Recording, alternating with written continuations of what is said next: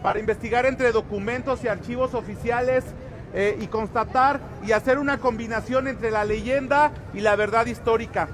El día de hoy nos orgullece presentarlo y que sea una de las actividades principales y que dan inicio a este Festival de Día de Muertos 2025. Muchísimas gracias, Hugo, muchísimas gracias a nuestro presidente municipal, quien dio el visto bueno para que se llevara a cabo esta actividad pensada en todas las familias. Gracias a las autoridades, gracias a los regidores, a los directores, gracias a cada uno de los ciudadanos que el día de hoy se dieron cita. Muchas gracias, Hugo. Gracias. Te damos la palabra y un fuerte aplauso, por favor. Gracias, muchas gracias. Pues muy buenas noches. Para mí es muy representativo volver a estar aquí y poderles platicar un poco de las leyendas que se cuentan en nuestro municipio. Ustedes saben que nuestro municipio, Tula de Allende, es muy grande y en cada comunidad, en cada pueblo hay historias. Lo mismo las historias de las brujas, las historias de los nahuales, las historias de los duendes y bueno, una serie de animales y seres fantásticos que la gente me ha platicado a mí que habitan en esta zona. Y vamos a iniciar desde nuestro letrero emblemático de Tula con la historia de las brujas, que cuentan que las brujas pues no son aquellas señoras que le deben a Coppel o que le deben a Electra, ¿verdad? Ni aquellas señoras que no se peinan cuando se despiertan muy temprano, que andan como brujas, sino que las brujas cuentan que son estas hechiceras o son mujeres que desde hace mucho tiempo han tenido pues ciertas cualidades que les han permitido a ellas pues hacer la magia. Nuestros ancestros toltecas dicen que ya conocían una especie de bruja que era parecida a la Llorona y le llamaban la Cihuacóatl. La Cihuacóatl era la mujer serpiente. Y ellos ya tenían los antecedentes con estos seres o con estas personas que aparentemente tenían algunas cualidades. Aquí en Tula se dice que en el Cerro del Magoni, que es donde está la Malinche, y allá la colonia La Malinche, y también lo parte de lo que es La Mora, en esa parte de arriba, dicen que hace muchos años alcanzaba a verse volar las brujas. Esas brujas eran una especie de bolas de fuego. Esas bolas de fuego o bolas de lumbre andaban de un cerro a otro, es decir, del cerro donde hoy están los Atlantes al Cerro del Magoni, y de ahí se veían cómo danzaban una a otro lado. Todavía hasta hace un año alcanzamos nosotros a saber el testimonio e inclusive a ver que por allá en el cerro, en la zona de Jalpa y en aquellos cerros se alcanzaban a ver algunas de estas esferas. No sabemos nosotros si son brujas, si son ovnis, porque un ovni no necesariamente tiene que ser extraterrestre. Finalmente su nombre es objeto volador no identificado. Pero lo que sí hemos visto es que son luces que andan de un lado a otro. Cuentan que estas brujas precisamente se transforman en esas energías para ir a chupar a los niños, porque ellas se nutren aparentemente de la energía de los pequeños. Dicen que los sábados, el Día de Brujas y también el 24 de junio, Día de San Juan, hacen la costumbre de hacer una enorme hoguera. Y en esa enorme hoguera empiezan a bailar. Y al empezar a bailar de un lado a otro, dice que estas mujeres empiezan a quitarse las piernas. Y al quitarse las piernas, le salen unas patas como de guajolote, como de avestruz, de aquellos avestruces grandes que hay. Y empiezan a bailar todas y cada una y luego se quitan las manos. Y al quitarse las manos le salen unas alas muy grandes, como si fueran precisamente de guajolotes enormes. Y ya después se quitan la cabeza y le sale el pico. Y todo eso dice que lo esconden ahí en la ceniza. Y comienzan a bailar y empieza una a salir volando, mientras que otra desde la punta de los cerros se transforma en esa esfera. Y dice que así es como llegan hasta las colonias y las casas. Principalmente allá en Macuá me contaban que esas brujas andaban sobre todo después de las 12 de la noche, ya en la madrugada. Que la gente se iba a dormir a su casa, principalmente donde tenían niños chiquitos, y que ahí durmiendo escuchaban cómo en el techo, que muchas veces eran láminas de metal y otras veces eran de asbesto, se escuchaban las patitas o las patotas más bien de las brujas. Y dice que se escuchaban picotazos y que además también alcanzaba a oírse un ruido terrible y que se sentía una presencia muy negativa. Quienes lo llegaron a escuchar porque también cuentan que estas brujas aprovechaban ya que las mujeres estaban durmiendo para inmediatamente acercarse a la cunita o donde estaba el pequeño y con todas sus garras, con toda su fuerza, absorberles toda la energía al pequeñito hasta que quedaba moradito, quedaba flaquito, como que se le iba, o más bien como que se le fue la vida. Y entonces dice que las brujas salían y seguían con su frenesí, porque con eso es con lo que ellas aparentemente se nutrían.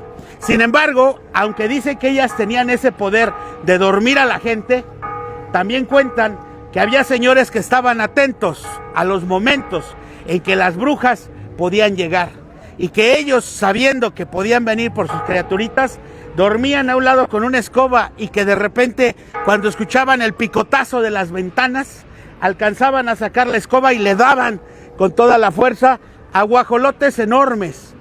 Otros dicen que alcanzaban a ver y que en realidad eran unas sopilotas. Y otros dicen, o otras personas me contaron, que lo que eran esas brujas eran unas perras, pero unas perras enormes, espantosas, que además despedían un olor nauseabundo y que dice que incluso cuando las golpeaban y todo, echaban sangre y eso quedaba muy marcado en el piso.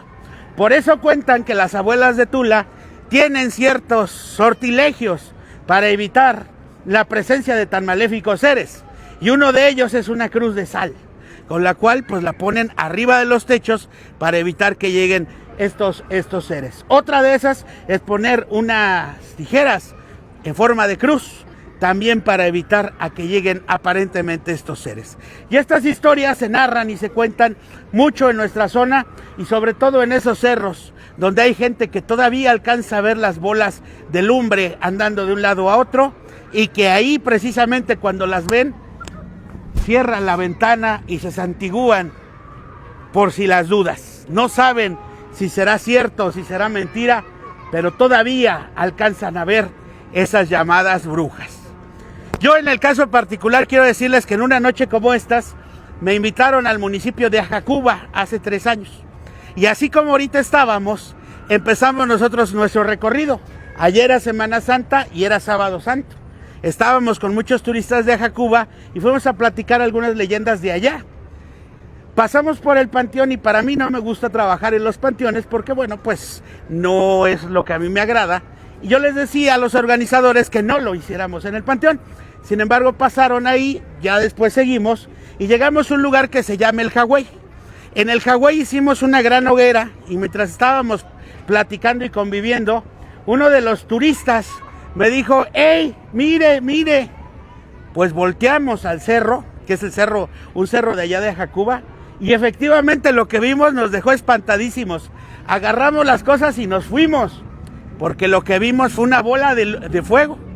Una bola de fuego que a lo lejos se veía muy pequeña, pero de repente en un instante aparecía de frente a nosotros. Por fortuna, alguien de ellos tomó fotos y está en el internet. Si ustedes le ponen y le googlean, se les apareció la bruja a turistas, ahí encontrarán estas imágenes de lo que les estoy platicando.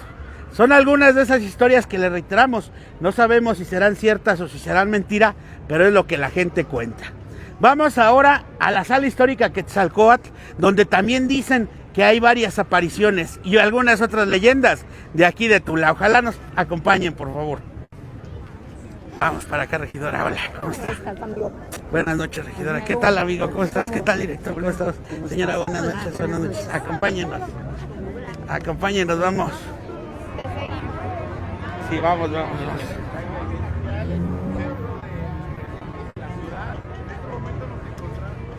Hay paso por allá, ¿verdad? Vamos. No. Por acá. Sí, te sigo, amigo. Sí, te sigo. ¿O los quieres pasar por el medio del...? No sé. Va a estar así, mejor por acá.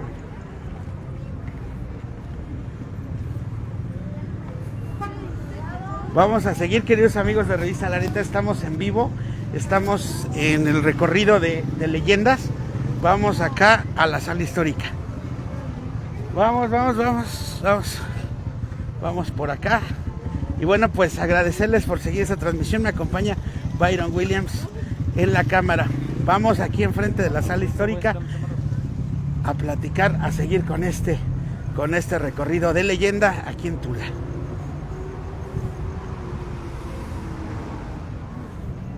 Aquí yo creo, ¿no? Ya, aquí.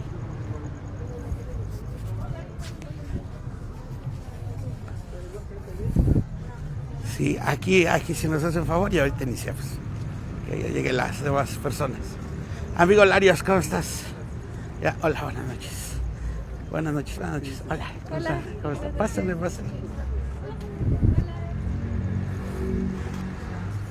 Ya, Lica. Ya.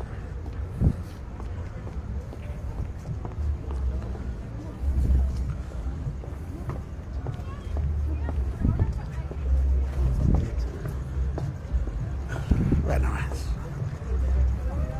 vamos a continuar con este recorrido de leyendas, ya nada más que lleguen las demás personas que vienen acá atrás. Y bueno, pues nos encontramos, ustedes saben, en uno de los edificios más antiguos de Tula, que es todo este conjunto.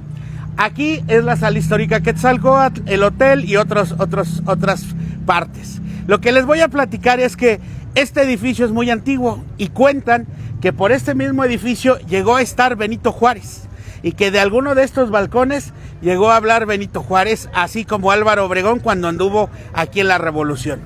Lo que les quiero platicar es algo que quizás alguno de los compañeros de cultura les ha tocado escuchar o quizás oír. Y sobre todo esto le pasó a la compañera La Güera, que hace muchos años trabajó aquí en la sala histórica Quetzalcóatl y que ella se dedicaba al aseo del museo y que ella contaba que de repente dejaba los trapeadores ahí recargaditos y todo y le salían volando. Cuenta La Güera que alguna vez en la noche se alcanzó a pasar aquí en la madrugada y en ese balcón de ahí en medio se llegó a presentar la figura de una mujer prácticamente toda de blanco.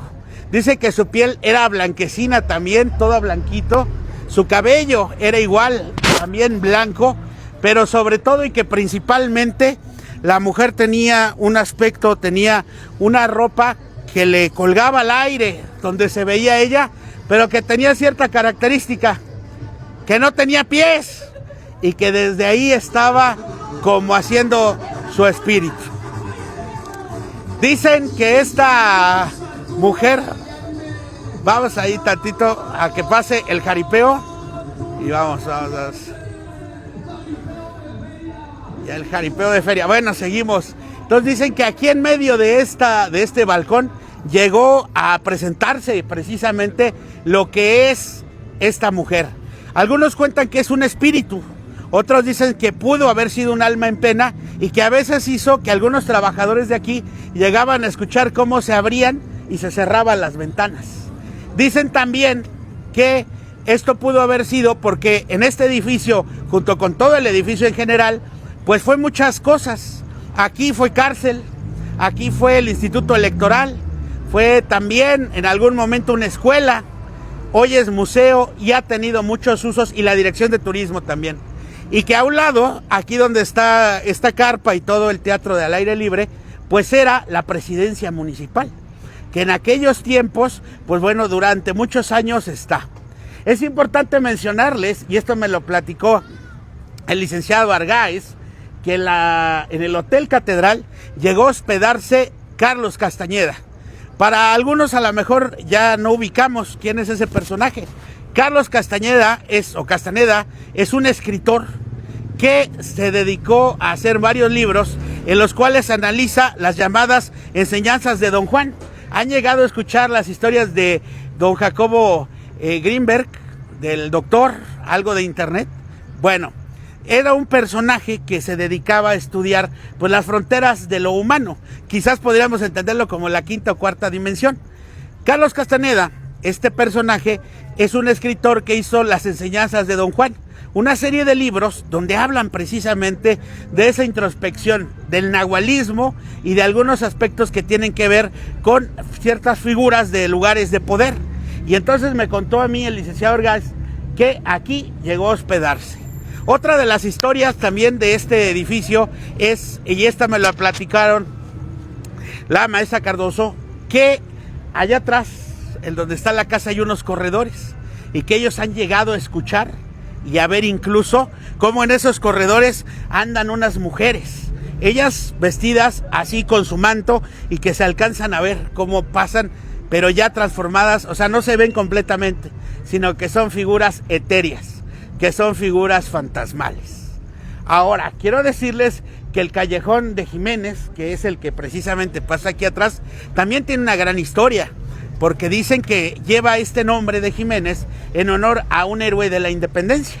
Y asimismo en la zapatería que está ahí en esa zapatería dicen que el edificio originalmente, valga la redundancia, llegó a ser lo que era la Casa del Diezmo, que ahí era donde se recaudaban los diezmos, que en esos años se tenían, o se hacía una recaudación en toda la zona de Tula. Vamos a continuar nuestras leyendas, vamos ahora a 5 de mayo para platicar un poquito más de estas historias. De la monja que dicen que se aparece en el campanario. Pues no, ahí sí no, yo que sepa sí no. Dicen que a las 12, a las 12. Si te fijas para allá, se ve una silueta de una monja. Puede ser. Yo la verdad no he escuchado eso. Yo he escuchado, buenas noches, acompáñenos. Véngase, vamos aquí en las leyendas. Yo lo que he escuchado es la de un caballero que baja por esas escaleras. Es un caballero que baja con su... Bueno, ahorita platicamos para no dejarlo. Mándenme. Sí, vas a la plaza. Sí, ahorita vamos para allá. Sí, ahorita vamos para allá. Sí. Gracias. Sí, ok. Ya para que tengan todo preparado. Sale. Sí, bueno, ahorita les platicamos para platicarles a todas las demás personas. Pues, queridos amigos, seguimos en vivo, transmitiendo para todos ustedes. Vamos con este recorrido de leyendas con nuestro buen amigo Juanito, que por allá está. El buen amigo Pablito, buen amigo Pablito.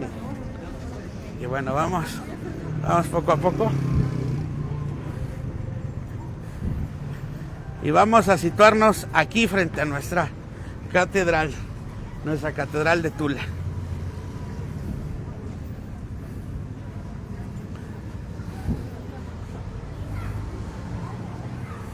Aquí yo me paro acá para que no sea peligroso para el público. Así es, queridos amigos, pues vamos a seguir contando estas leyendas. Le agradezco a mi amigo Byron Williams que está en la cámara. Vamos a continuar y transmitiendo en vivos para todos ustedes. Bueno, estamos esperando aquí al demás público. Vienen con cuidado. Bueno, vienen por ahí. Agradecemos la presencia también, pues bueno, de las autoridades, de regidores, de mucha gente que hace favor de venir a esta plática de leyendas y mitos de Tula. Y bueno, pues miren, hemos decidido situarnos en este espacio para que vean ustedes pues la Catedral de San José, nuestra Catedral de Tula. Y sobre esta catedral hay muchas leyendas. Y una de esas leyendas refiere la historia de los túneles, que seguramente han escuchado. Donde cuentan los abuelos, cuenta la gente mayor, que desde la zona arqueológica hasta la catedral hay un túnel. Otros dicen que ese túnel se prolonga de la zona arqueológica a lo que es precisamente el Cerro del Jicuco. Y bueno, cuentan que estos túneles serían lugares que ocupaban ellos quizás para escapar. Ahora, ¿qué tanto de cierto hay o qué tanto de falsedad? La gente mayor de Tula cuenta que cuando eran niños alcanzaron a ver esos túneles que estaban aquí abajo y que en esa puerta, que es la puerta conocida como la puerta norte también de la catedral, alcanzaba o había un hoyo donde se podían, o los niños chiquitos se podían meter, y al meterse ahí veían que corría un túnel como si fuera para el jardín y luego que había otro túnel que fuera para la catedral. Lo que sí se sabe es que en aquellos años se hicieron algunas exploraciones y aparentemente estos túneles, según lo que cuenta la gente mayor, sí existirían. Y esos túneles pasarían quizás no a la zona arqueológica y quizás no a los Atlantes, pero sí pasarían lo que es esta calle y quizás hacia el jardín y hacia el centro, donde hay diferentes construcciones antiguas y que aparentemente estos túneles estarían ahí. Ahora, no es descabellado que hubiera túneles precisamente en estos edificios tan importantes, porque en Tepeji, hace más o menos 10 años, se localizó uno de esos túneles, que claro, consideraron también como una cava o una especie de cava. Sin embargo, ahí se vio un túnel que duró quizás cientos de años cerrado y que no se había derrumbado. Entonces es muy probable que hubiera habido estos conocidos túneles en un edificio tan importante. Ahora bien, lo que sí vamos a comentar es algo que también era de leyenda y que nosotros lo podemos ver a simple vista, que la catedral fue construida sobre una pirámide.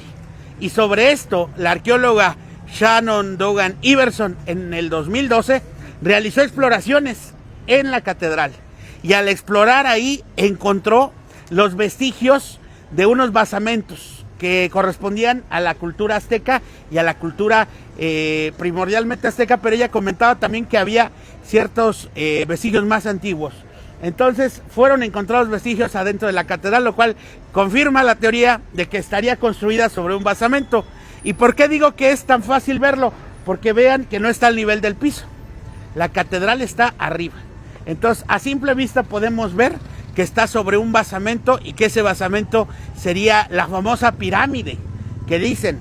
Hay crónicas y hay leyendas que dicen que aquí en Tula hubo una pirámide que era la pirámide del dios Rana y que en esa pirámide está sepultado un rey, que ese rey sería el esposo de la primera reina o de la reina que ha habido aquí en Tula, que esa reina se llamó Xultzaltzin. Xultzaltzin también a veces, o hay quien confirma y diría que la confundimos o la ubicamos nosotros como la reina Xochitl, la que descubrió el pulque. Esos son algunas de las teorías que existen. Lo que sí es que las fuentes históricas refieren esa pirámide del dios Rana y que dirían que aparentemente en este lugar pudo haber estado esa pirámide.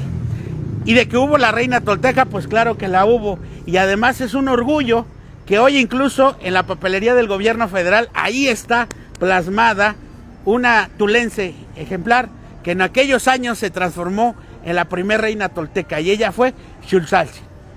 Ahora bien, sobre Tula hay diferentes leyendas, como ya decíamos, y alguna de ellas era de los animales sagrados o de aquellos animales que eran considerados como tenían cierto valor porque podían andar de un lugar a otro o de un mundo a otro.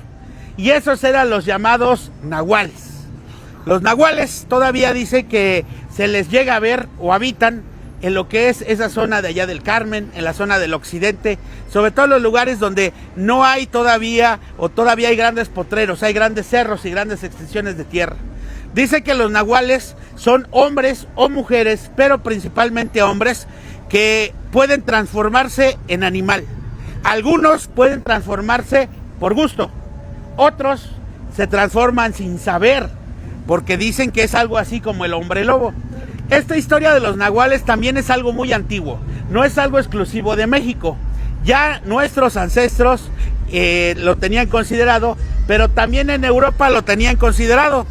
Y allá era conocido como la licantropía, el hombre lobo, es decir.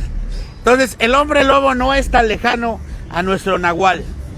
Ahora bien, los antiguos pueblos que establecieron aquí consideraban que los seres humanos teníamos 3 pieles. Una piel animal, una piel vegetal y la piel humana, que es la que tenemos. Hay quien dice que está la cuarta piel, que es la piel cósmica. Pero esto diría, o esta teoría diría que nosotros podemos tener ascendencia sobre un animal, sobre una planta, sobre nuestro cuerpo obviamente, y quizás sobre el cosmos. Entonces, cada uno tendría ascendencia sobre un animal, es decir, que estaríamos representados o tendríamos esa especie como, digámoslo así, ángel de la guarda o algo así, que sería ese animal, según estas teorías. Por lo cual hay gente que se identifica a veces con el perro, hay quien se identifica con el puma, hay quien se identifica con el águila, pero también hay quien se identifica con el zopilote, con el venado, en este caso, desde luego con el armadillo y con diferentes animales, que esos serían los nahuales, y que dice que la gente podría tener poderes para transformarse de un ser humano y de repente convertirse en sus patas, en sus manos, crecerle el hocico y transformarse en un nahual. Hay gente que me ha contado a mí que allá en las milpas es probable o es muy probable que a veces ven grandes felinos que andan ahí y la gente dice, ¿qué es eso? ¿Es un puma? ¿Qué es eso? ¿Es un jaguar? No, es un nahual, que anda el nahual y que anda haciendo el daño. ¿Qué es hacer el daño? Pues robarse las mazorcas. Pero en realidad dicen que no es un animal, sino que es una persona que aprovechando las cualidades que tiene, se transforma en ese animal y va y se roba las mazorcas. Otras veces dicen que hay gente que llega a transformarse en nahual y se transforman en unos grandes cochinos, en unos puercotes, y que esos puercos andan ahí y andan igual haciendo daño, se meten a las milpas y a las parcelas, se comen los cultivos tiernitos y dejan a los agricultores sin pues obviamente sin sus cultivos. Entonces dice que hay gente que los ha agarrado y que cuando ha agarrado estos enormes cerdos, estos enormes puercos, los mete en una jaula y al otro día quien está ahí ya no es un animal, sino que es una persona. Entonces son algunas de las leyendas que se cuentan y se platican aquí en Tula. Vamos al siguiente espacio, acá arribita a la vía. Si nos acompañan, por favor. Aquí nos van a ayudar los policías para cruzar todos juntos. Gracias, señores oficiales, gracias. Quedamos con los oficiales también, a ellos se les ha parecido ¿nunca se les ha parecido la Llorona? Aquí traemos la máscara. Ah, la máscara contra cabellera, ¿verdad? Vamos a pasar.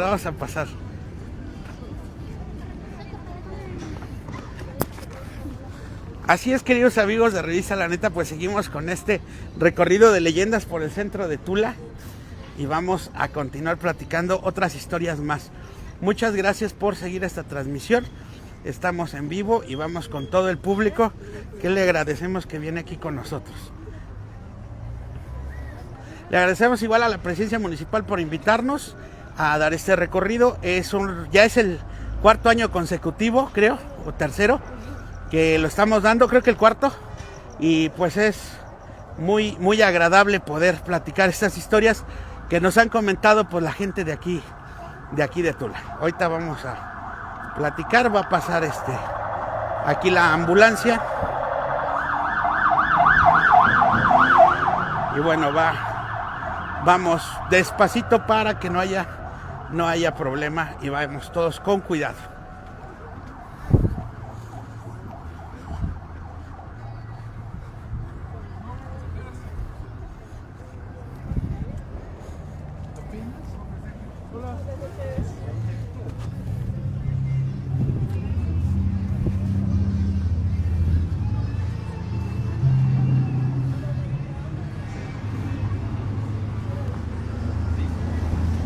Yo creo que aquí no, más adelantito vamos a ajustarnos. Aquí en esta calle.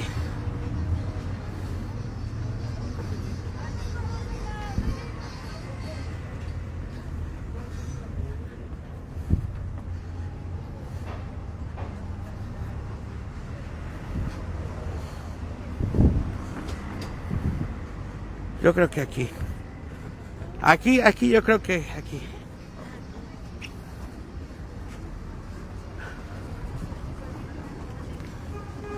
Y ya vienen disfrazados, ¿verdad? Ah, ¿de qué viene disfrazado? Catrina. Ah, qué bonita Catrina, qué bonita noche. Aquí si nos hacen favor, pues ahora sí que aquí. Ya la gente que pase, pues que pase. Ah, aquí al ladito, ¿verdad?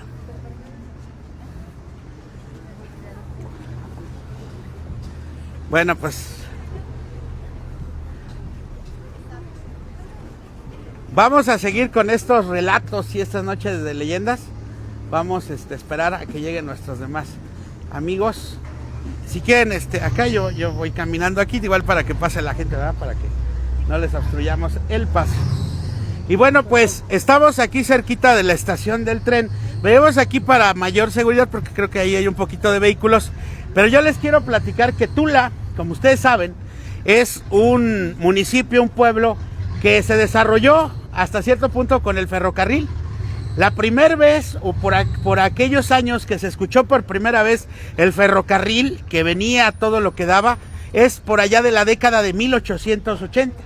Quiero decirles que por aquí don Porfirio Díaz hizo una vía férrea que iba a llegar desde lo que hoy es la Ciudad de México hasta Paso del Norte. Paso del Norte ya no existe. hoy lo conocemos como Ciudad Juárez. Ese tren, que es el que pasa por estas vías, es un tren que conectó prácticamente a México, desde el norte a la Ciudad de México. Y por ahí pasaron todos los personajes. Entre ellos, un señor que les vamos a platicar esta noche. Él le llegaron a llamar los medios de aquellos años la bestia humana. Y le decía la bestia porque tuvo la desgracia de asesinar a sus tíos, a unas personas que trabajaban ahí, a sus primos y a toda una familia. Y no conforme con eso, hasta el perico le dobló el pescuezo para que no hablara, porque el perico sabía que él había sido el asesino. Ese señor Luis Romero Carrasco era un joven que estaba atribulado por consumir cosas extrañas. Él, como ya no estaba, su familia ya no lo quería, él se fue a vivir con un tío. Ese tío, en la Ciudad de México, en la colonia de Peralvillo, tenía varios toreos de pulque. ¿Qué es un toreo de pulque? La gente vendía pulque en pulquerías, pero cuando era, pues ahora sí que sin permiso, sin la venia de reglamentos, pues lo que hacían es que el pulque lo tenían ahí en algunos lugares, en algunas casas, en algunas vecindades, y ahí prácticamente andaban toreando las autoridades. Por eso le llamaban el toreo de pulque. Este señor, su tío de Luis Romero, tenía varios toreos, o sea, varios negocios de pulque. Y él era una persona que tenía capital, porque en aquellos tiempos el pulque dejaba mucho dinero. Y entre los señores que se hicieron muy millonarios del pulque fue el señor Torres Adalid, que allá en la Alameda Central tiene un museo, si algún día van, está el museo del señor Torres Adalid, donde se ve cuánto dinero dejaba el pulque. Bueno, este muchacho lo mandan con su tío, pues supuestamente para que ya no generara problemas. Entonces llega ahí, pero este muchacho, en lugar de regenerarse, pues se vuelca más a los vicios. Y en uno de esos vicios dice que tuvo la situación de que llegó a su casa y estaba ya cansado de que en su casa precisamente, pues su tío le decía, ¿sabes qué? Ponte a trabajar, ¿sabes qué? Levántate temprano, ¿sabes qué? Haz tus cosas. Y dice que lo hartó tanto a este señor Carrasco, a este Luis Romero, que los asesinó. El problema de esto es que lo asesinan y lo detienen. Desafortunadamente él se da la fuga de la cárcel de Berén. Era una cárcel allá en la Ciudad de México que pues, por esos años existió. Después de que se fuga, lo vuelven a agarrar y lo llevan a la cárcel de Lecumberri, donde hoy está el Archivo General de la Nación, y que es uno de los lugares donde estuvieron presos varios personajes, como por ejemplo Siqueiros, como por ejemplo Revueltas, o como por ejemplo Juan Gabriel, que también es un personaje conocido y que ya está en el otro, bueno, aparentemente no, está en el otro mundo, ¿verdad? Porque no sabemos. Nunca hemos sabido muy bien de qué lado está, ¿verdad? Si está del otro mundo o está en qué lado. Bueno, el rollo es que llega ya y está Siqueiros. Y entonces con todos estos personajes estuvieron encerrados ahí en Lecumberri, y entre ellos estuvo encerrado Luis Romero Carrasco.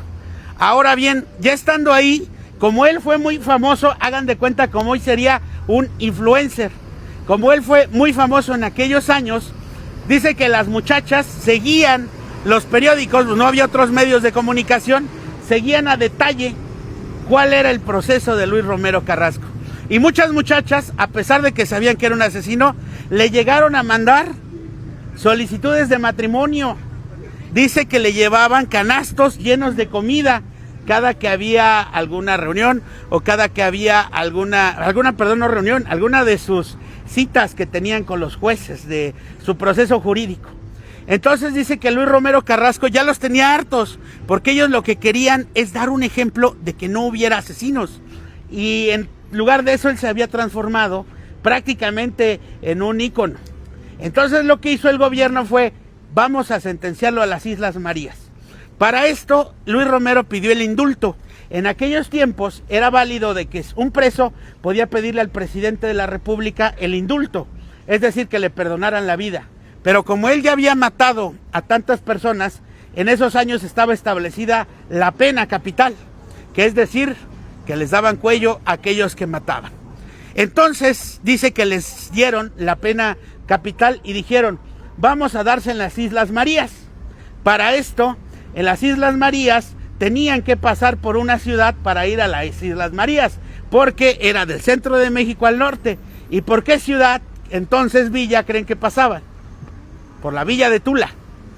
Entonces metieron a Luis Romero Carrasco en un carro de ferrocarril. Y en ese carro de ferrocarril dice que iban ya de Huehuetoca, venían para acá. Y unos cuentan que ya era un plan con maña, que ya los policías los tenía hartos y que lo que hicieron es que le aplicaron la llamada ley fuga.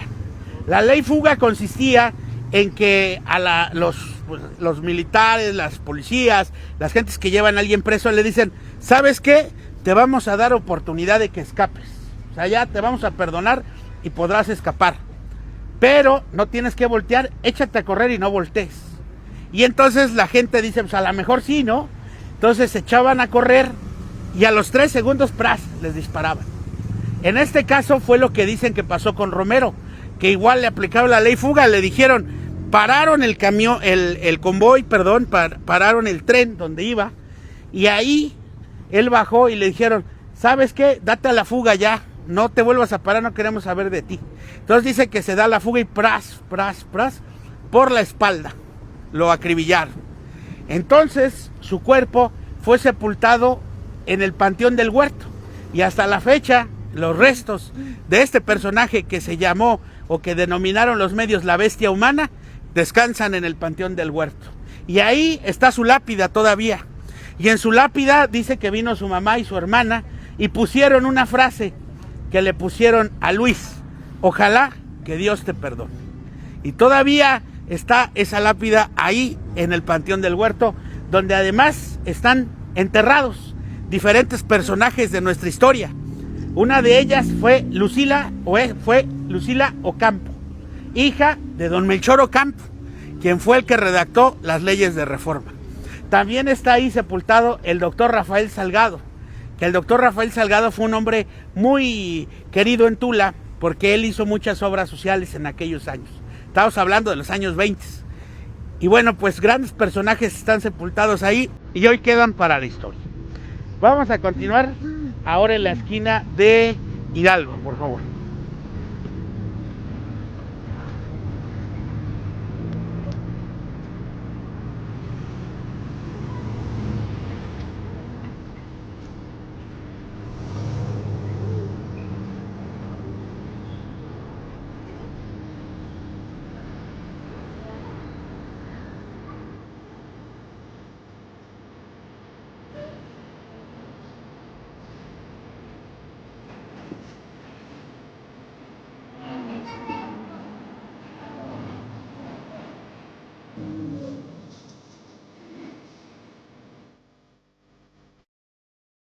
Ya se le cayó, ya ve. Ahí está. Ah, bueno. Gracias.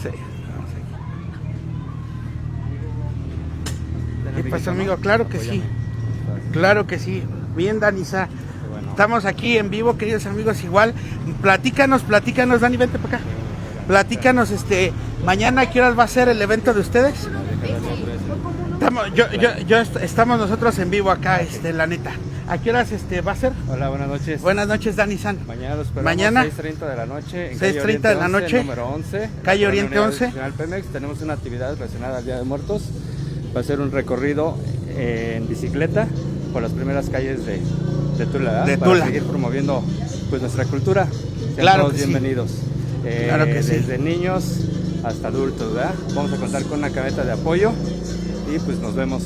Nos vemos ahí. De mañana. Claro que sí. Como siempre, apoyando la cultura. Claro que sí, Dani. Gracias, Dani San, que nos acompañan. Seguimos acá en el recorrido de las leyendas. Buenas noches, ¿qué tal, amigos? ¿Cómo estás? Buenas noches, ya. Buenas noches. Vamos a seguir.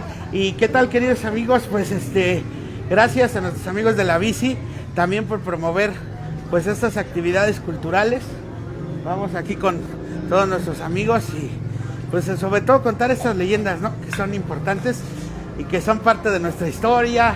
Bueno, nuestra historia, vamos a decirlo así, nuestra cultura popular, ¿no? De la historia de la cultura popular, pero es algo muy bonito. La verdad, de lujo y bueno, pues como siempre platicarlo y bueno, formar parte de nuestro primer cuadro aquí de la ciudad.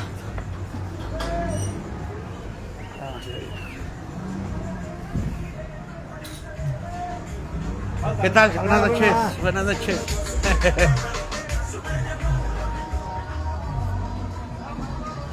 Ahora.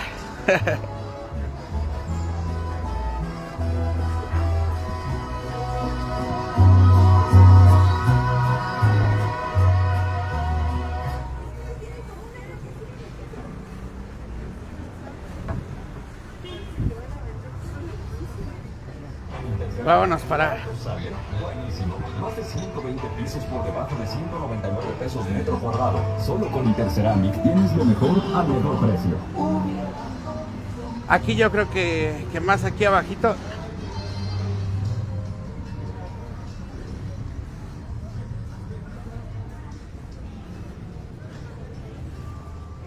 O acá abajo en el estacionamiento, ¿verdad? En la entrada de la estación. Aquí en el Casablanca, ¿no?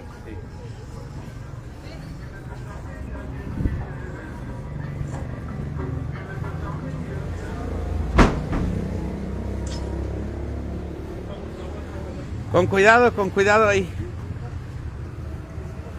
Aquí yo creo. Aquí yo creo que por aquí para más o menos tengan también donde sentarse, ¿verdad? Ya, siéntese o aquí miren. Bueno, vamos a esperar a todos nuestros amigos. ¿Ya se cansaron? No, ¿verdad? Todos apenas damos una cosa. Todavía subimos a los petrograbados de la Malinche, nada, no es cierto. Todavía nos vamos a los Atlantes aquí, no es cierto. Solamente que nos vayamos como las hechiceras, ¿no? Ahí volando. Así como las grandes esferas. Bueno, pues estamos aquí acomodándonos en esta zona para que se sienten también, para que tengamos donde platicar. Y ya de aquí nos vamos a ir al Cerro de la Malinche, ¿no es cierto? Ya nos vamos, así es que ojalá hayan traído las botas para subirnos allá. Creo que ya se va este vehículo, aquí creo que podemos acomodarnos, ¿va? Aquí miren. Ya va de salida. Cuidado, Pablito. Cuidado, Pablito. Y ahí. Sí, aquí si gustan, donde gusten aquí. Bueno, estamos en este lugar porque queremos platicarles. Estábamos hablando hace rato del doctor Salgado, ¿verdad? El doctor Salgado fue un prohombre de aquí de Tula, que ahí donde hoy está el estacionamiento de la iglesia, el estacionamiento de los sacerdotes, él ahí logró hacer un salón de eventos, un salón social, un salón muy importante que se llamó el Salón Doctor Rafael Salgado. Ahí cuentan, fíjense ustedes, que se hacían las grandes pachangas aquí en Tula, los grandes bailes. Eran bailes donde las muchachas iban todas vestidas elegantemente de blanco. Les llamaban a veces los bailes de blanco y negro, porque los hombres tenían que ir de negro y las mujeres totalmente de blanco. Los hombres obviamente con un traje pues muy acá, que ahorraban prácticamente durante un año para prepararse a ir a esa fiesta.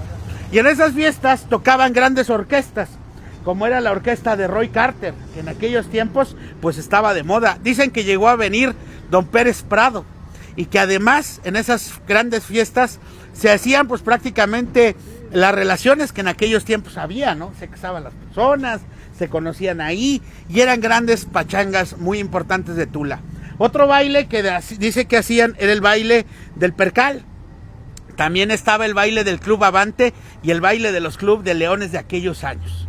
Ahora les platico todo esto porque es parte de la historia de Tula y porque cuentan también que aquellas personas que venían a estos bailes, pues era otro Tula, donde no había vehículos, donde prácticamente todo era pues casi a pie o en bicicleta o a caballo. Y entonces cuenta que venía la gente a esos bailes, obviamente vestidos muy elegantemente, pero en su caballo, o venían en su bicicleta, y que llegaban aquí y que de repente alcanzaban a ver lo que eran también conocidos con diferentes nombres como los duendes, los cuales algunos los conocen como aluches, otros les llaman duendes, también les dicen tecochanis y tienen diferentes nombres. Cuentan que estos duendes no son seres benéficos, sino que son seres pequeñitos que lo mayor que ellos hacen, o su mayor cualidad, es hacer travesuras. Pero las travesuras no es porque sean buenos, les reitero.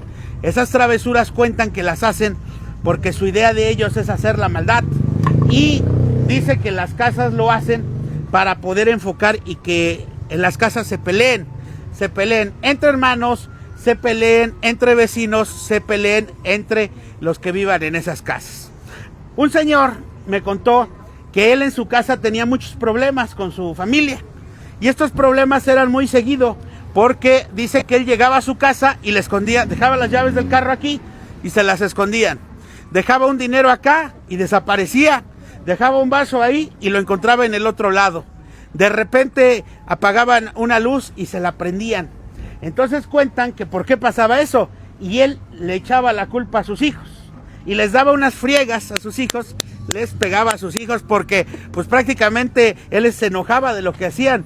Con su esposa discutía todos los días, hasta que un compadre le dijo: no, compadre, dice, lo que a ti te está pasando no es cosa de tus hijos, son los duendes. ¿Cómo los duendes? Son los duendes. Vamos a hacer un experimento. ¿Qué experimento es el que vamos a hacer? Vamos a ir a la casa y vamos a tirar en toda pues ahora sí que en tu piso, maicena. La maicena, ustedes saben, pues es como una especie de harina, ¿no? Es la fécula del maíz. Entonces, lo que vamos a hacer es vamos a tirar eso y nos vamos a ir. Un día, no vas a estar en tu casa, y vamos a ver qué es lo que pasa.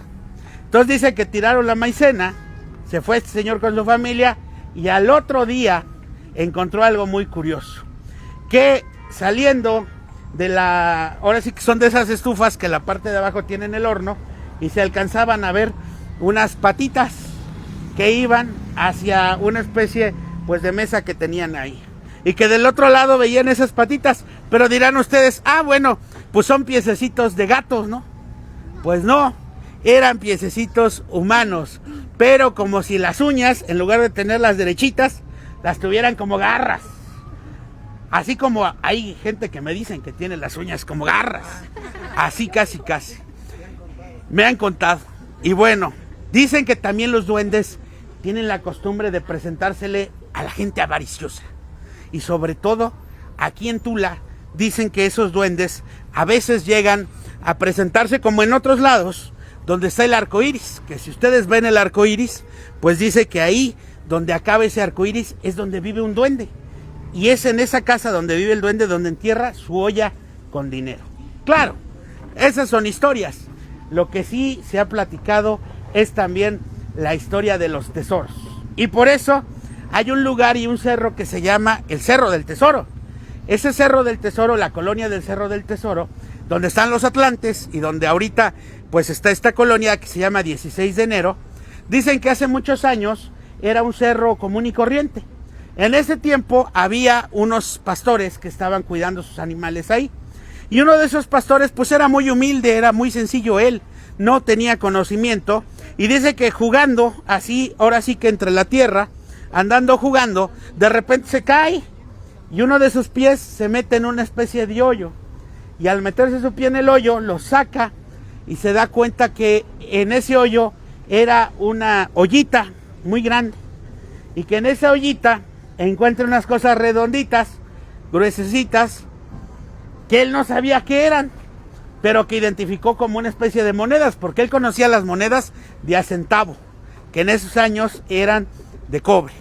Entonces dice que ve las monedas y las raspa contra su ropa y se dio cuenta que brillaban más y que eran muchas. Entonces él desconociendo, había a lo cerca dos pastores más, y los pastores se acercaron y le dijeron: oye, ¿qué traes ahí?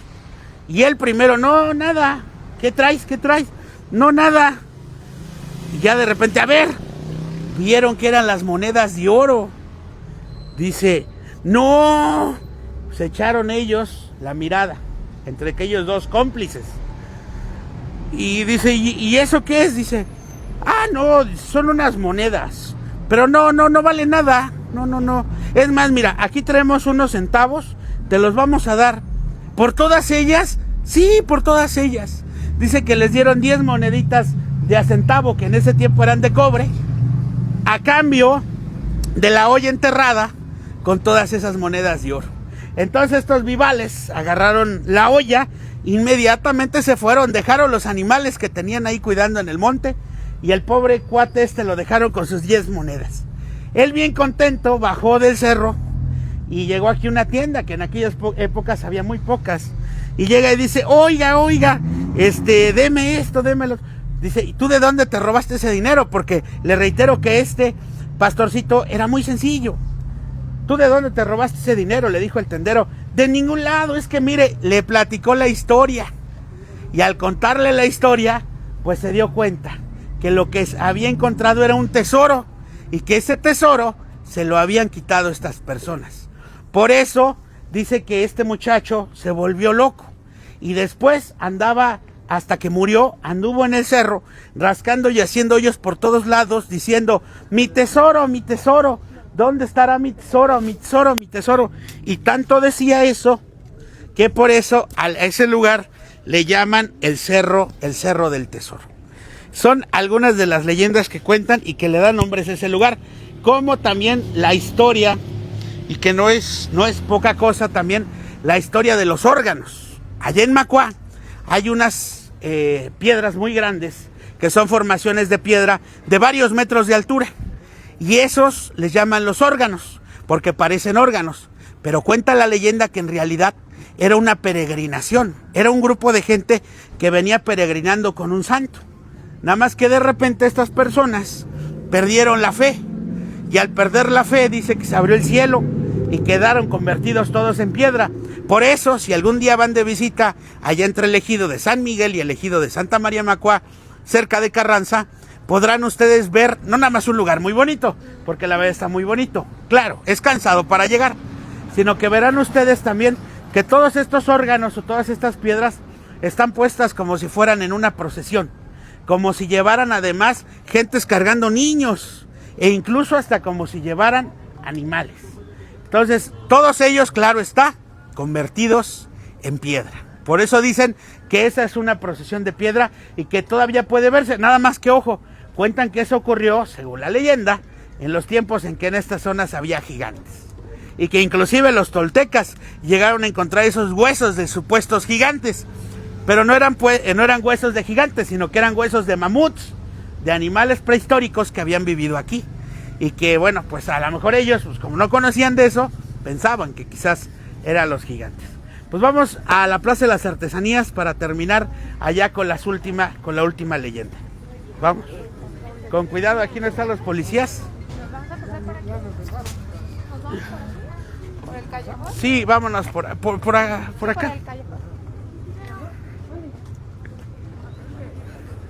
Con cuidado, vamos a pasar. Vámonos por aquí, por el callejón.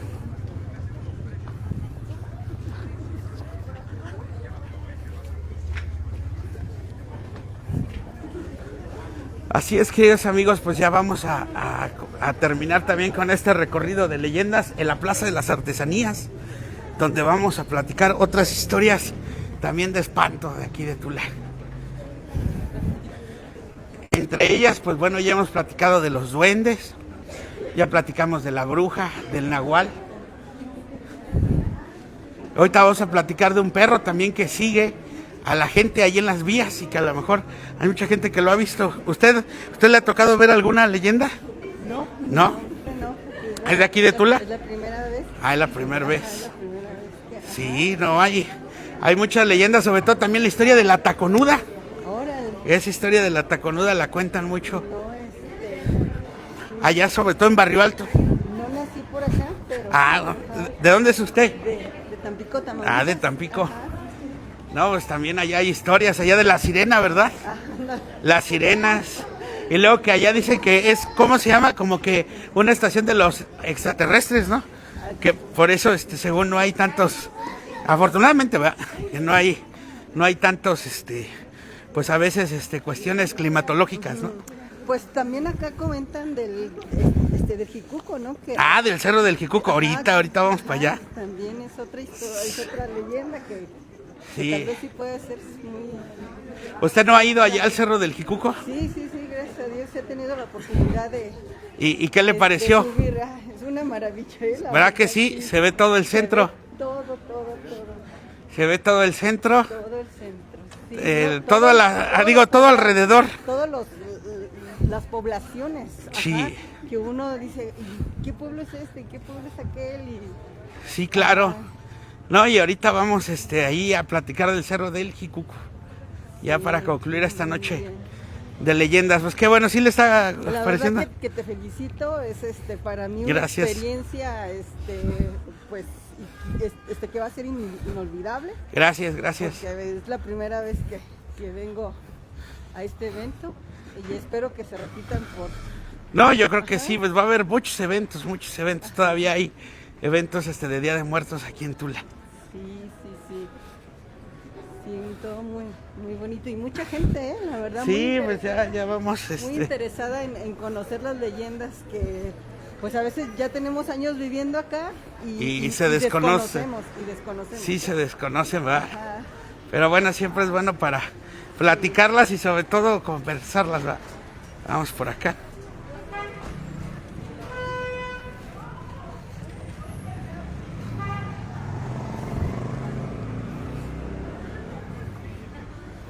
Cuidado, amigo, con cuidado, con cuidado. Ahorita aquí hacemos...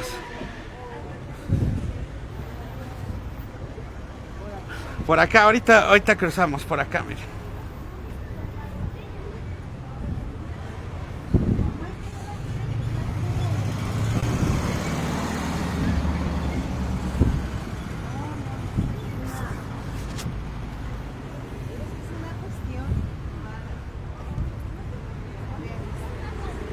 Bueno, vamos a cruzar con cuidado. Con cuidadito. Ya llegamos aquí a la Plaza de las Artesanías.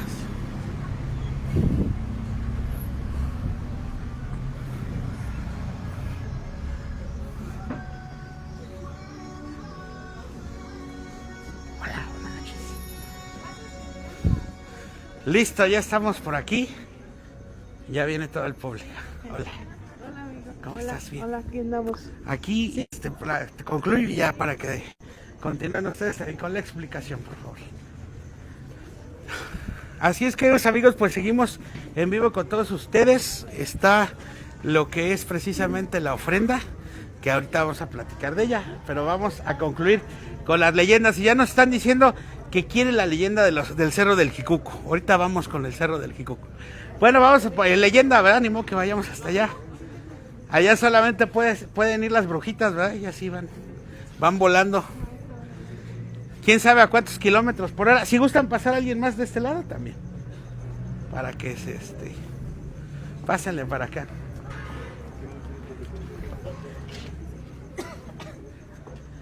Y qué bueno que además están unos grandes amigos que es la familia Montoya, porque vamos a platicar una leyenda de don Mario Montoya, que en gloria de Dios esté, y que me platicó una leyenda de lo que es el puente, ¿verdad? El puente colgante. Y esa leyenda es muy bonita hasta cierto punto, ¿verdad? Porque sí da miedo, y sobre todo porque ya va varias gente que me ha platicado que han visto esos grandes animales.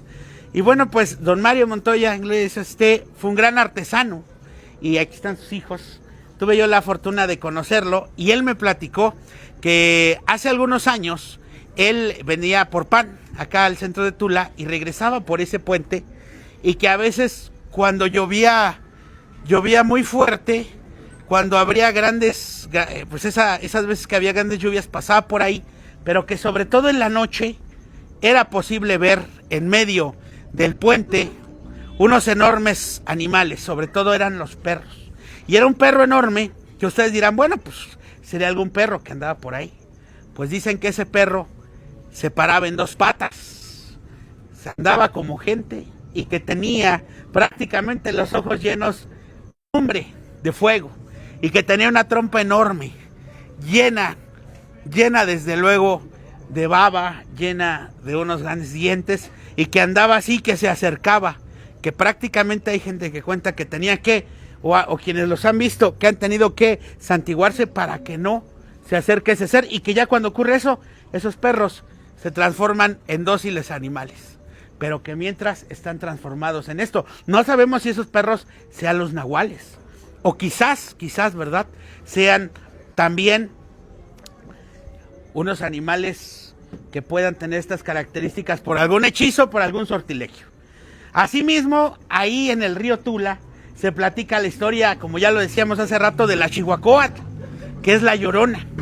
Obviamente la Llorona que dicen que se aparece aquí en Tula es una Llorona como en todos lados, pero dicen que esta es más antigua, porque era de los tiempos de la Chihuacóatl, de los tiempos de los toltecas, y que dice que las que los han escuchado su lamento es un lamento profundo, que no dice más bien ay mis hijos, sino que es un grito profundo, un grito que les hiela la sangre de las venas, que dice que se escucha como de una persona muy cansada, muy harta, muy fastidiada y principalmente llena de pesar, que más que el terror es el pesar, y eso es lo que contagia a las personas que la han llegado a escuchar. Por eso dicen que quien la llega a escuchar corre inmediatamente, porque es un sonido terrible, muy, muy terrible. Aquí dice, y me lo platicó una muchacha de la colonia Pemex, que su familia, precisamente, estamos en la Plaza de las Artesanías, que su familia la había dejado a ella. Ella vive, a la fecha vive, junto al río, y ella entonces tendría unos 18 años. Le habían invitado sus, vamos a decirlo así, sus papás a una fiesta con la familia, pero la muchacha dijo, no, yo no quiero ir, yo quiero quedarme aquí a ver la televisión. No, pero hija, ya se quedó la muchacha y se fueron los papás. Para esto vino aquí Tula una tormenta terrible, de mucha agua. Esto tendrá hace como unos 10 años, antes de la inundación. Entonces dice que está a un ladito del río